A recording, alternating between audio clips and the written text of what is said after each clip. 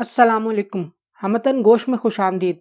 अगर आपने अभी तक हमारे चैनल को सब्सक्राइब नहीं किया तो हमारे चैनल को सब्सक्राइब करके घंटी के निशान को दबा दें ताकि आपको तमाम वीडियो अपडेट्स मिलती रहें। सफरीना किस्त नंबर 12। बेटी, अब तुम्हें परेशान होने की कोई ज़रूरत नहीं है। हालात हमारे हाथ में हैं। तुम्हारे शौहर ने मेरी जान और हमारी बस्ती की इज्जत बचा ली है।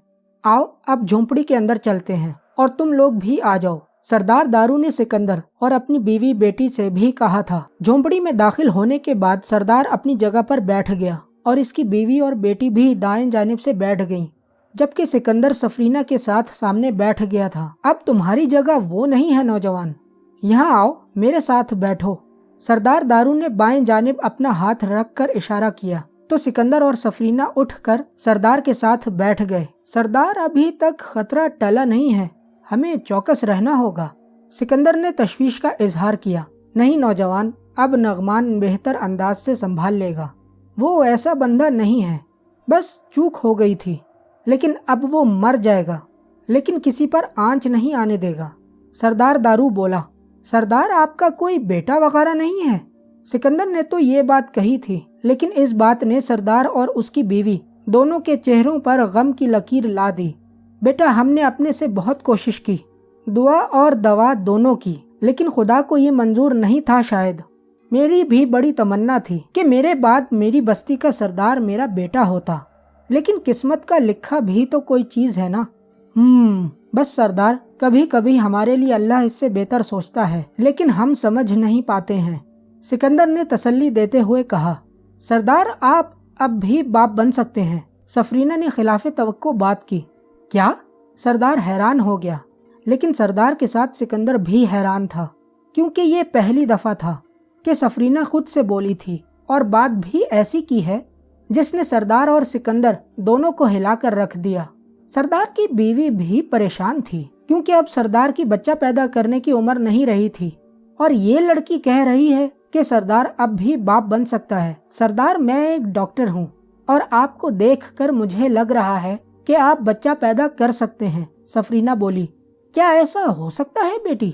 अगर ऐसा हो जाए तो मैं सारी जिंदगी भी तुम्हारे इस एहसान का बदला नहीं चुका सकूंगा। सरदार ने जज्बाती होकर कहा। आप मुझे अपना हाथ दें जरा।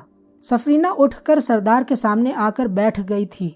सिकंदर को समझ नहीं आ रही थी कि सफरीना ये क्यों कर रही है और इस बूढ़े सरदार से वो कैसे बच्चा पैदा करवा सकेगी।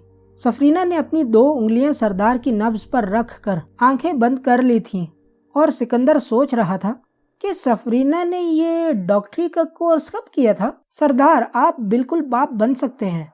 आप अभी भी हर लिहाज से सेहतमंद हैं। बस मुझे एक दवाई आपके लिए बनानी है। और फिर कुछ अरसे बाद झोंपड़ी में आपके बेटे की किलकारियां सुनाई दे रही होंगी। नगीना, सुना तुमने, मैं बाप बन सकता हूँ। नगमा, तुम्हारा भाई आएगा, मेरा बेटा आएगा, मेरा बेटा आएगा। सरदार ये कहकर अपनी जगह से उठ खड़ा हुआ और फिर झोंपड़ी से बाहर निकल गया। वो चीख चीख कर बस्ती वालों को बता रहा था कि वो बाप बन सकता है, इसका भी वारिस होगा। सरदार के पीछे उसकी बीवी और बेटी भी बाहर निकल गए तो सिकंदर ने सफरीना को पकड़ लिया। ये तुमने क्या कह दिया सफरीना? तुम कैसे सरदार को बाप बनाओगी? सिकंदर बोला। सिकंदर, सरदार की बेटी को देखकर मैं समझ गई थी कि इसका कोई बेटा नहीं है, और जब उसने एक बेटा होने की बात की तो मैंने मालूम किया और मुझे पता चला कि सरदार बाप बन सकता है।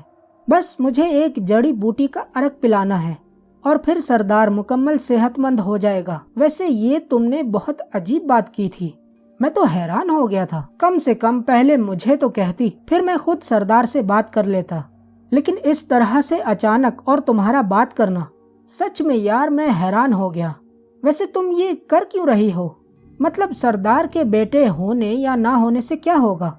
सिकंदर, जब उस रात आपने मुझे बातें मालूम करने के लिए भेजा था तो मैं पहले सरदार नगमान की तरफ चली गई, लेकिन वो उस वक़्त सोने की तैयारी कर रहा था।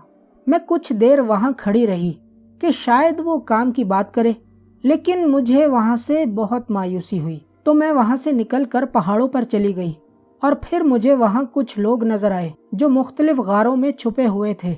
वो सरदार दारू को कत्ल करके उसकी जगह लेना चाहते हैं, लेकिन सरदार दारू नहीं चाहता है कि कोई बाहर का आदमी उसकी बस्ती का सरदार बने। اس لیے وہ نعمان کو اگلا سردار بنانا چاہتا ہے، مگر اس کے دل میں ایک خواہش یہ بھی ہے کہ اس کا اپنا بیٹا سردار ہو۔ جب مجھے سردار کی خواہش پتہ چلی تو میں نے سردار کو اپنی شکتیوں سے دیکھا تو مجھے اس میں کچھ جسمانی کمزوریاں معلوم ہوئیں۔ یہ کمزوریاں میں آسانی سے دور کر سکتی تھی، تو میں نے سردار کو یہ خوشخبری سنا دی کہ وہ اب بھی باپ بن سکتا ہے۔ بس یہی بات ہے سکندر۔ سفرینہ نے لمبا سانس کھینچ کر بات ختم کی۔ اچھا، تمہیں یہ پتہ نہیں چلا کہ وہ لوگ کون ہیں اور کیوں سردار کو قتل کرنا چاہتے ہیں؟ سکندر نے کہا، وہ لوگ بھی اسی بستی کے ہیں، لیکن ان کے دل میں چور ہے۔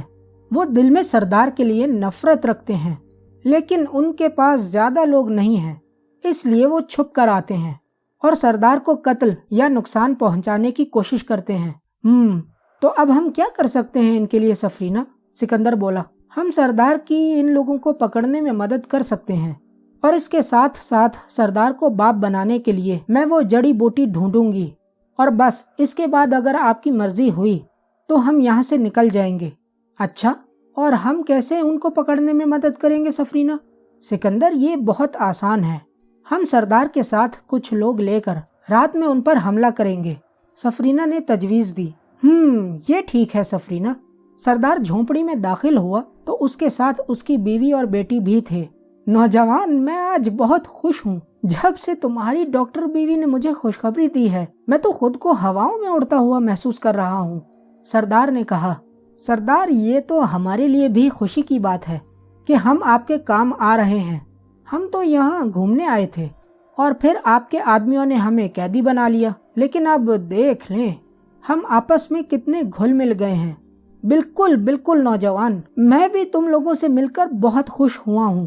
اچھا بیٹی، پھر تم مجھے کب وہ جڑی بوٹی لا کر دو گی جس سے میرا مطلب تم سمجھ گئی ہو نا؟ سردار کو سمجھ نہیں آ رہی تھی کہ وہ اپنے دل کی بات سفرینہ سے کیسے کہے۔ سردار، میں ابھی اپنے شوہر کے ساتھ جنگل میں جاتی ہوں اور وہاں سے جڑی بوٹی لاتی ہوں، پھر ہمیں ان کو پیس کر اس کا عرق نکالنا ہوگا جسے آپ نے پینا ہے۔ پھر ایک ہی خوراک میں آپ اپنے اندر واضح تبدیلی محسوس کریں گے۔ بہت بہت شکریہ تمہارا بیٹی، تم سوچ نہیں سکتی کہ میں اس وقت کتنا خوش ہوں، سردار نے فرتے جذبات میں بہہ کر کہا۔ میں سمجھ سکتی ہوں سردار، آپ بس ہمیں کچھ وقت دیں، ہم ابھی جنگل جا کر واپس آتے ہیں۔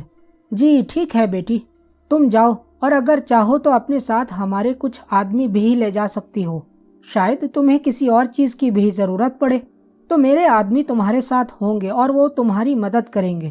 نہیں سردار، آپ بے فکر رہیں، ہم اکیلے ہی جا کر وہ جڑی بوٹی ڈھونڈ لائیں گے۔ آخر سکندر نے بھی اپنی زبان کھولی۔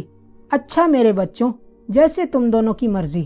سردار نے انہیں اکیلے جانے کی اجازت دے دی۔ یہ سن کر سکندر اور سفرینہ اٹھ کھڑے ہوئے اور پھر اجازت لے کر جھونپڑی سے باہر نکل گئے۔ اب کہاں چلنا ہے سفرینہ؟ سکندر نے کہا۔ جانا تو کہیں نہیں ہے سکندر، میں تو وہ جڑی بوٹی یہاں بھی منگوا سکتی ہوں، لیکن اس طرح سے انہیں شک ہو جاتا، اس لیے مجھے جنگل جانے کا کہنا پڑا، سفرینہ بولی۔ اب تم ہوشیار ہوتی جا رہی ہو سفرینہ، سکندر نے سفرینہ کی تعریف کرتے ہوئے کہا۔ وہ دونوں جنگل کی طرف چل پڑے تھے۔ سکندر، آپ مجھ سے ابھی بھی واقف نہیں ہیں، سفرینہ کوئی عام چیز نہیں ہے۔ چلتے چلتے سفرینہ نے سکندر کو ڈھکے چھپے الفاظ میں اپنی اصلیت بتاتے ہوئے کہا، پتہ ہے بھائی، مجھے سب پتہ ہے، اور تم مجھ سے ایسی باتیں نہ کیا کرو۔ میں اپنی زندگی اور انجام سے مطمئن ہوں، لیکن فی الحال جو تم نے اپنی ڈاکٹری کی دکان کھولی ہے نا، اور اس میں جو تمہارا پہلا مریض آیا ہے، اس کے علاج وغیرہ کی فکر کرو۔ میں یہ سب آپ کی وجہ سے کر رہی ہوں سکندر۔ مجھے کیا پڑی کہ میں لوگوں کی مدد کرتی پھروں؟ ہیں؟ کیا مطلب؟ تمہیں مجھ سے محبت وغیرہ تو نہیں ہو گئی؟ سکندر نے اپنے چہرے پر حیرانی لاتے ہوئے کہا۔ آپ کو کیسے لگا کہ میں آپ سے محبت کرنے لگی ہوں سکندر؟ سفرینہ نے معنی خیز انداز میں کہا۔ تم نے خود ہی تو کہا کہ تم میری وجہ سے یہ سب کچھ کر رہی ہو، اس لیے میں نے تم سے کہا کہ تمہیں مجھ سے کہیں محبت تو نہیں ہو گئی ہے۔ سکندر نے اپنی بات کا مطلب بتاتے ہوئے کہا۔ نہیں، ایسی کوئی بات نہیں ہے سکندر، کیونکہ آپ میرے آقا ہیں اور میرے لیے آپ کی ہر بات ماننا فرض ہے، اس لیے میں نے کہا کہ میں یہ سب آپ کے لیے کر رہی ہوں۔ اوہ اچھا، سکندر نے مختصر سا جواب دیا۔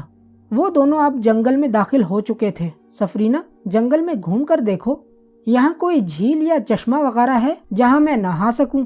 میرا نہانے کو بہت دل کر رہا ہے۔ اتنے دن سے میں نے صحیح سے نہایا نہیں ہے۔ کل رات جب ہم یہاں آ رہے تھے اور آپ نے مجھے جنگل دیکھنے کا کہا تھا تو قریب ہی میں نے ایک جھیل دیکھی تھی جس کا پانی نہانے کے لیے بہتر ہے۔ مجھے ہاتھ دیں، میں آپ کو وہاں لے کر چلتی ہوں سکندر۔ سفرینہ نے سکندر کی جانب ہاتھ بڑھاتے ہوئے کہا، بھائی یہ غائب ہو کر جانے والے کام فی الحال چھوڑ دو۔ اگر وہ جگہ نزدیک ہی ہے تو ہم پیدل چل کر جائیں گے۔ سکندر نے گھوم کر جانے کا کہا، اتنی دور تو وہ جگہ نہیں ہے سکندر، چلیں جیسے آپ کی مرضی۔ سفرینہ نے ہاتھ پیچھے کر کے نیچے گرا دیا اور پھر اس نے اپنا رخ دائیں سمت میں موڑ دیا۔ وہ جھیل اس طرف ہے سکندر۔ اچھا چلو پھر۔ سفرینہ، میں نے اتنے دن سے دیکھا ہے کہ تم نے کچھ بھی نہیں کھایا ہے اور تم نے کہا تھا کہ تم ہماری جیسی خوراک نہیں کھاتی ہو، اس کا کیا مطلب ہوا؟ سکندر، چونکہ میں چڑیل ہوں تو خون اور کچا گوشت کھاتی ہوں اور میں کافی دن تک بغیر کھائے پیے رہ سکتی ہوں۔ تم خون اور گوشت انسانوں کا کھاتی ہو سفرینہ؟ جی، میں انسانوں کا بھی کھا لیتی ہوں اور جانوروں کا بھی کھا لیتی ہوں۔ یہ حالات پر منحصر کرتا ہے۔ جب انسان کا خون نہیں ملتا یا کوئی موٹا تازہ جانور نظر آ جاتا ہے تو میں وہ جانور کھا لیتی ہوں۔ سفرینہ اپنی خوراک کے بارے میں بتا رہی تھی۔ تو میرے بعد تم نے کیا کیا کھایا ہے سفرینہ؟ ابھی تک میں نے کچھ نہیں کھایا ہے، لیکن تھوڑا تھوڑا میرا دل کر رہا ہے کہ میں کچھ کھاؤں۔ سفرینہ نے اپنی بھوک کے بارے میں سکندر کو بتایا۔ دیکھو بھائی، مجھے نہ کھا لینا، ایسا نہ ہو کہ سکندر کی گردن تم نے اپنے ہاتھوں میں دبا رکھی ہو اور اپنے نوکیلے دانتوں سے میرا خون پی رہی ہو۔ آپ کو کیا لگتا ہے کہ میں ایسا کروں گی سکندر؟ سفرینہ نے معنی خیز انداز میں ہنستے ہوئے کہا تھا۔ سکندر نے کچھ نہیں کہا۔ اس نے سفرینہ کی آنکھوں میں موجود گہرائی کو دیکھا۔ وہاں سکندر کو کچھ ایسا نظر نہیں آیا کہ وہ سفرینہ کی بات کی تائید یا نفی کر سکے۔ سفرینہ، پتہ ہے کل رات میں نے تمہیں خواب میں دیکھا۔ سکندر نے بات کو ادھورا چھوڑ دیا۔ وہ سوچ رہا تھا کہ اپنا خواب بتائے یا نہیں۔ اچھا، اور کیا دیکھا آپ نے سکندر؟ سفرینہ نے اشتیاق بھرے لہجے میں کہا، میں نے دیکھا کہ تم مجھے اپنے ساتھ ہاتھی پر بٹھا کر ایک بہت ہی خوبصورت جگہ گھما رہی ہو اور تم اس وقت بہت خوش ہو۔ تم ہنس رہی ہو، کہے لگا رہی ہو۔ سکندر نے جھوٹ بولا تھا۔ اچھا، سچ میں؟ پھر کیا؟ شور کی وجہ سے میں نیند سے اٹھ جاتا ہوں، سکندر نے کہا۔ اس وقت سکندر کو خود پر افسوس ہو رہا تھا کہ اس نے خواب والی بات سفرینہ کو کیوں بتائی۔ اگر اسے وہ یہ بتاتا کہ وہ اسے قتل کرنے والی تھی تو پھر سفرینہ اس سے وجہ پوچھتی۔ اگر وہ اسے لڑکی کا بتا دیتا تو بھی پوچھتی کہ وہ لڑکی کون ہے اور کیوں وہ اسے قتل کر رہی تھی۔ وہ جھیل کے کنارے پہنچ گئے تھے۔ یہ ایک چھوٹی سی مگر پیاری سی جھیل تھی جس کو چاروں طرف سے درختوں نے چھپا رکھا تھا۔ سکندر نے نیچے اتر کر جھیل کے پانی میں ہاتھ ڈالا تو پانی نارمل تھا۔ اتنی ٹھنڈ میں یہ پانی کیسے نارمل ہے سفرینہ؟ سکندر نے پوچھا۔ یہ پانی پہاڑوں سے نہیں آ رہا سکندر، بلکہ یہ نزدیک ہی چشمے کی صورت میں زمین سے نکل رہا ہے، اس لیے یہ پانی زیادہ ٹھنڈا نہیں ہے۔ اور ذرا وہاں دیکھیں، یہ پانی آگے بھی جا رہا ہے، سفرینہ نے ایک طرف اشارہ کرتے ہوئے کہا۔ وہاں چھوٹی سی 2 نالیاں بنی ہوئی تھیں جن سے جھیل کا پانی آگے جا رہا تھا۔ سفرینہ کو خواب والی بات بھول چکی تھی۔ اچھا بھائی، اب تم تھوڑا گھوم پھر لو تاکہ میں نہا لوں، سکندر نے سفرینہ سے کہا۔ وہ سفرینہ کے آگے نہیں نہانا چاہتا تھا۔ میں یہیں بیٹھ کر آپ کا انتظار نہ کروں سکندر؟ اور ویسے بھی میں جہاں بھی جاؤں میں تو آپ کو دیکھ سکتی ہوں۔ سفرینہ مذاق کے موڈ میں تھی۔ لیکن یار، مجھے عورتوں کے سامنے بغیر قمیض کے نہانے میں شرم آتی ہے، سکندر نے شرمانے کی ایکٹنگ کرتے ہوئے کہا۔ چلیں ٹھیک ہے، میں آپ کی تسلی کے لیے دوسری طرف منہ کر کے بیٹھ جاتی ہوں، سفرینہ نے دوسرا مشورہ دیا۔ لیکن یار، تم نے ہی تو بتایا تھا کہ تم ایسے بھی تو دیکھ سکتی ہو۔ سکندر ہار ماننے والا نہیں تھا۔ دیکھ تو میں آپ کو کہیں سے بھی سکتی ہوں، تو پھر کہیں اور جانے کا کیا فائدہ؟ سفرینہ بھی سکندر کو زچ کرنے کے موڈ میں تھی۔ اچھا، آخر سکندر نے ہار مان لی۔ جی، سفرینہ نے بھی سکندر کو ہار مانتا دیکھ کر جی کو لمبا کرتے ہوئے کہا۔ سکندر نے آہستہ آہستہ قمیض اتار دی اور پھر جلدی سے جھیل میں چھلانگ لگا دی۔ وہ نہیں جانتا تھا کہ جھیل کا پانی نارمل ہونے کے باوجود بھی اس کے جسم کے درجہ حرارت کے برابر نہیں تھا۔ اس کا جسم جھیل میں گرا تو سکندر نے زور کا جھٹکا کھایا۔ سردی ہونے کی وجہ سے پانی تھوڑا ٹھنڈا تھا۔ سکندر نے سر باہر نکالا تو کانپ رہا تھا اور سفرینہ جھیل کے کنارے ایک بڑے سے پتھر پر بیٹھ کر سکندر کو نہاتے ہوئے دیکھ رہی تھی۔ ہو ٹھنڈا، پانی بہت ٹھنڈا ہے یار، سکندر نے کانپتے ہوئے کہا۔ پانی اتنا ٹھنڈا نہیں ہے سکندر صاحب، بلکہ آپ پانی میں جو نئے نئے اترے ہو تو اس لیے ٹھنڈا لگ رہا ہے آپ کو۔ تھوڑی دیر رکے، پانی نارمل ہو جائے گا، سفرینہ نے ہنستے ہنستے کہا۔ میرا ٹھنڈے پانی کی وجہ سے برا حال ہے اور تم ہنس رہی ہو سفرینہ؟ رکو ذرا۔ سکندر کو پتہ نہیں کیا سوجھی کہ اس نے دونوں ہاتھوں کا پیالہ بنا کر اس میں پانی بھرا اور پھر وہ پانی سفرینہ کی طرف اچھال دیا۔ سفرینہ کو تو یہ پانی کچھ نہیں کر سکتا تھا، لیکن پانی کو اپنی طرف آتا دیکھ کر اس نے دونوں ہاتھوں سے چہرے کو چھپا لیا اور پھر پانی جسم کے جس حصے پر گرا وہاں سفرینہ کے لباس کو تر کر دیا۔ کیسے ٹھنڈا ہے نا پانی، سکندر نے ہنستے ہوئے کہا۔ جی نہیں، کوئی ٹھنڈا نہیں ہے، میرا جسم تو ویسے ہی ٹھنڈا ہوتا ہے، مجھ پر اس پانی کا کوئی اثر نہیں ہوتا۔ وہ تو بس پانی کو اپنی طرف آتا دیکھ کر منہ چھپا لیا کہ کہیں گیلی نہ ہو جاؤں۔ سفرینہ نے سچ کہا تھا۔ ہاں بھائی، لڑکیاں کہاں اپنی ہار مانیں گی، تم کیسے کہو گی کہ پانی ٹھنڈا ہے؟ مت کرو ایسا، سکندر نے سفرینہ پر پانی کا اثر نہ ہوتے دیکھ کر کہا۔ آپ یقین نہیں کر رہے ہیں تو یہ دیکھیں۔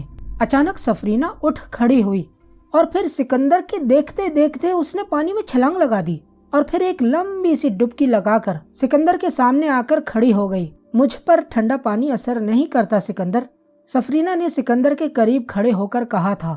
اچھا، سکندر نے کہا۔ پتہ نہیں کیوں سکندر نے گردن جھکا لی۔ وہ سفرینہ کو اس نظر سے دیکھنا چاہتا تھا جن نظروں میں محبت ہو، کیونکہ سفرینہ انسان نہیں تھی، وہ ایک ٹھنڈے جسم کی عفریت تھی، چڑیل تھی جس کا پانی گرم خون اور کھانا کچا گوشت ہے۔ شرما رہے ہو سکندر، سفرینہ نے اور قریب ہوتے ہوئے کہا۔ بالکل بھی نہیں سفرینہ، سکندر نے منہ اوپر اٹھا کر کہا اور پھر اس نے ہتھیلیوں میں پانی بھر بھر کر سفرینہ کے چہرے پر پھینکنا شروع کیا۔ نہیں ہوتا نا اثر، نہیں نا، سکندر یہ بولے جا رہا تھا اور پانی سفرینہ کے اوپر گراتا جا رہا تھا۔ سکندر مت کریں پلیز، میری آنکھیں نہیں کھل رہی ہیں، سفرینہ نے التجائی لہجے میں کہا۔ اچھا بس اب نہیں کرتا۔ سکندر کو ایک دوسری شرارت سوجھی، اس نے پانی پھینکنا بند کر دیا تھا۔ شکریہ، سفرینہ نے سکندر کو جب دیکھا کہ پانی نہیں پھینک رہا ہے تو کہا۔ یہ لو، یہ کہہ کر سکندر نے سفرینہ کو دھکا دے کر پانی میں اچھال دیا۔ سفرینہ پانی میں گر کر جب اٹھ کھڑی ہوئی تو سکندر کہے لگائے جا رہا تھا۔ سکندر مت کرے نا پلیز۔ سفرینہ بھی سکندر کو خوش دیکھ کر بالکل انسانوں کی طرح حرکت کر رہی تھی، شاید وہ سکندر کی خوشی چاہتی تھی۔ یہ کیا بات ہوئی بھائی، پہلے کہا کہ پانی مت پھینکو، اب جب نہیں پھینک رہا تو بھی میڈم کو پرابلم ہے، سکندر نے سفرینہ کو تنگ کرتے ہوئے کہا۔ ہاں بھائی، پانی پھینکنے کا منع کیا تو پانی میں گرا دیا، سفرینہ نے نخریلے انداز میں کہا۔ یہ کہہ کر سکندر نے دوسری جانب ڈبکی لگائی اور سفرینہ کو وہیں کھڑا چھوڑ دیا۔ اس نے یہ بھی نہیں دیکھا کہ سفرینہ کا دل کہہ رہا تھا کہ سکندر اس پر اور پانی پھینکے، اسے پانی میں گرائے، اس کے ساتھ بات کرے، اس کے ساتھ مسکرائے۔ سکندر نے پانی سے سر باہر نکالا تو سفرینہ وہیں کھڑی ہوئی تھی، اس کے گیلے بال شانوں پر گرے ہوئے تھے اور کچھ بال پیٹھ پر پڑے ہوئے تھے۔ پانی کی بوندیں اس کے سر سے قطروں کی صورت میں گرتی ہوئی چہرے پر آ رہی تھی اور پھر نیچے پانی میں گر رہی تھی۔ وہ سکندر کو یک ٹک دیکھے جا رہی تھی۔ ہیلو میڈم، کہاں گم ہو گئی ہو، سکندر نے نزدیک آ کر کہا۔ ہاں کچھ نہیں، سفرینہ بولی۔ میں نے کہا کہ کہاں گم ہو گئی ہو، سکندر نے اپنی بات دہرائی۔ کہیں نہیں، یہیں تو ہوں سکندر، سفرینہ نے ادھر ادھر دیکھنا شروع کیا۔ وہ سکندر کو کوئی تاثر نہیں دینا چاہتی تھی۔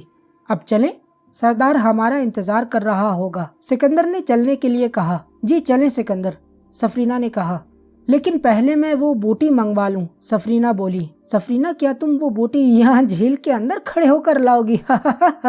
سکندر بولا۔ کیوں، یہاں نہیں منگوا سکتی ہوں کیا سکندر؟ سفرینہ نے جواب دیا۔ منگوا سکتی ہو، بالکل منگوا سکتی ہو، لیکن باہر نکل کر بھی تو تم یہ کام کر سکتی ہو سفرینہ۔ سکندر اب بھی ہنسے جا رہا تھا۔ اچھا चलें फिर आप कमीज पहने, मैं वो बूटी लाती हूँ। ये सुनकर सिकंदर झील के किनारे की तरफ जाने लगा और सफरीना सिकंदर के पीछे आ रही थी। उसकी नजरें सिकंदर की पीठ का पीछा कर रही थीं। सफरीना ही जानती थी कि वो क्या सोच रही थी।